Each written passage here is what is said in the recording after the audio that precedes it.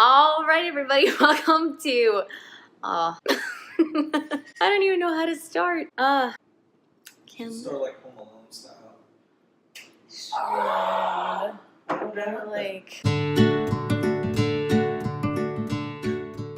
hey, everybody, welcome back to the Fit, Fearless, and Faithful Mom. And there's something wrong today, huh? Okay, so clearly either Corey did my makeup today or something's wrong. So what are we gonna be talking about? We're gonna be talking about masks that we wear. So I clearly have way too much makeup on today. Now, don't I, right? I mean, this is a mess. This is just a total mess. But doesn't it describe us? I'm a mess, you're a mess, and we are all messes together. But you know what's really cool is God grants us so many graces and so many different ways that we can come back home to Him. So, as requested, in part, we are doing the Hot Mess Express today. This is going to be a super vulnerable video. Okay, so let's get started. All right, we all have masks and we all have stuff that we try hiding, don't we? So what is something about me that maybe you want to know, maybe you want to get to know? And with this insecurity video, let me start sharing some insecurities of mine. So I have heard in the past, like, and this is not me being, I'm just telling you what someone has said to me. Before I knew you, like, I thought you had it like all together, and like, looking from the outside in, it's like, wow, like they all got it going on, blah, blah, blah. Okay, so honesty about that is that I always know that I don't have it together. And so the first thing is being honest about that. But here's the thing, is that even though I know that I don't have it together, I've always tried to match up to expectations that I feel like people have of me, or maybe they don't, and it's just in my head, if that makes sense. So going along with that whole like, oh girl, you got it all together, feeling like I have to match up to that. So when it comes to the businesses and when it comes to, you know, me as a homeschool mom, like trying to match up and trying to measure up, this is not coming off. Oh my goodness gracious, not coming off at all. But honesty is the first step to recognizing that like you got a problem. So one of the things that I've been working on is not really worrying about what people think, and I'm not being a jerk about it, but whether someone thinks I have it together or I don't, that's something that I'm working on. So, and I guess that goes along with pride, like, oh, that's nice, good, a good wipe off. It's just not feeling good enough. Am I a good enough homeschool mom? I think we all do that as homeschool moms at some point, whether more often or not. And then we start to like look at other people, and what I do is I'm like, oh, you have this curriculum, or you know, you have these books, like maybe I should have that. Do I have this? Do I not? Should I be getting it? I really don't know. And then I start buying other curriculum that maybe I shouldn't.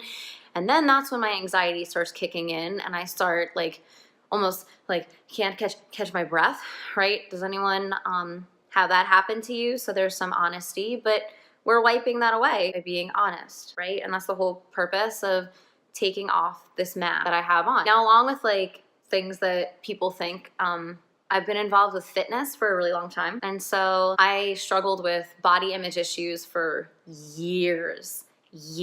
Competing on stage really messed with my mentality. It never made me feel like I was good enough. Prior to getting implants, I had mentioned that in my videos about me getting implants, but prior to that, they had come up to me after a competition and were like, you should really work on this or really work on that. But after I got my implants, then they came up to me after the competition and like, wow, now you look good.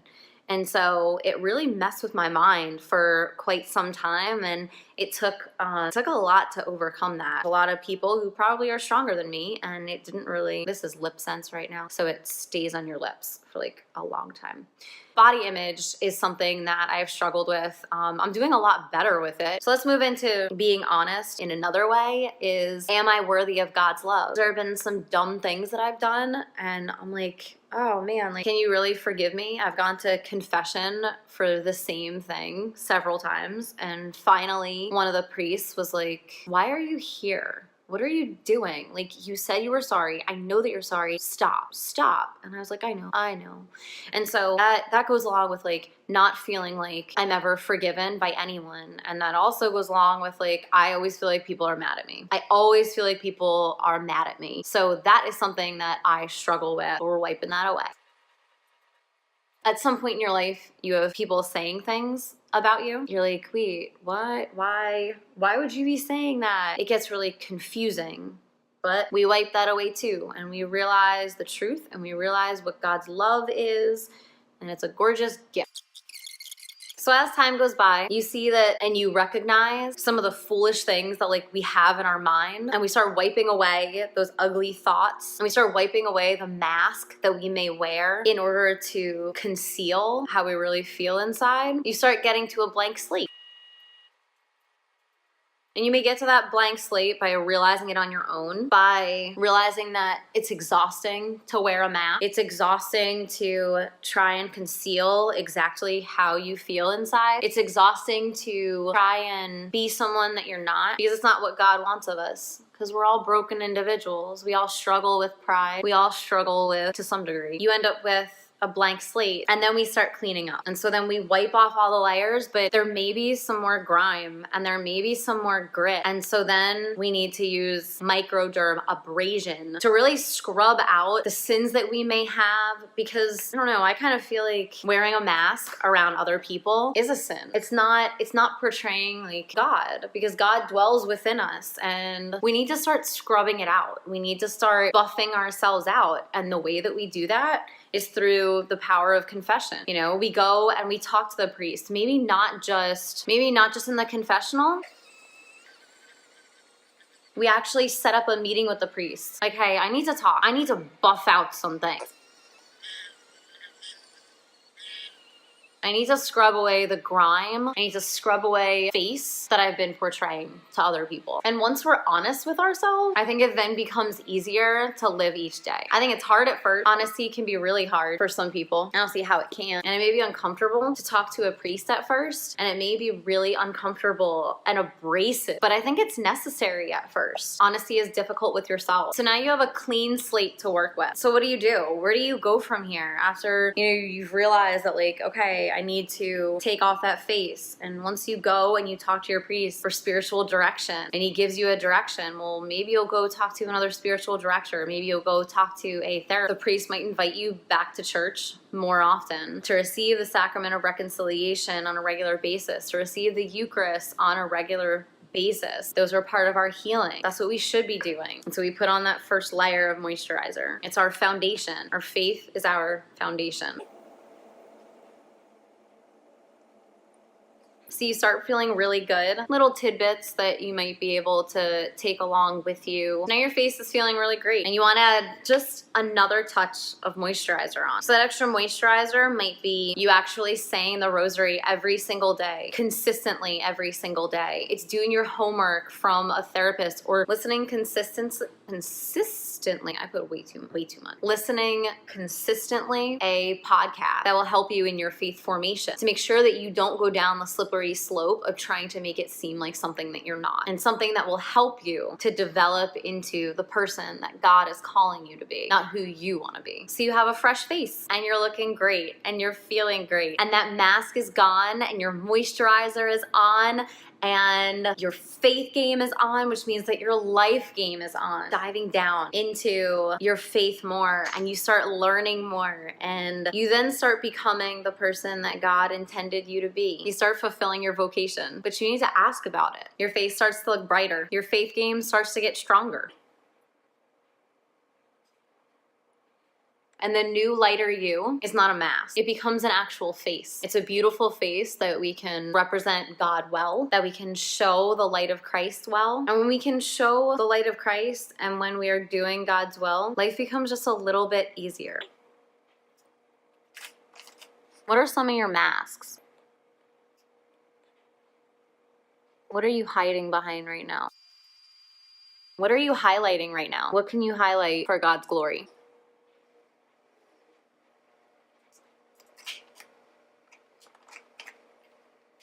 I guess what this reminds me of too, the story of the talents. You have the two servants and their master gives them like the same number of talents each.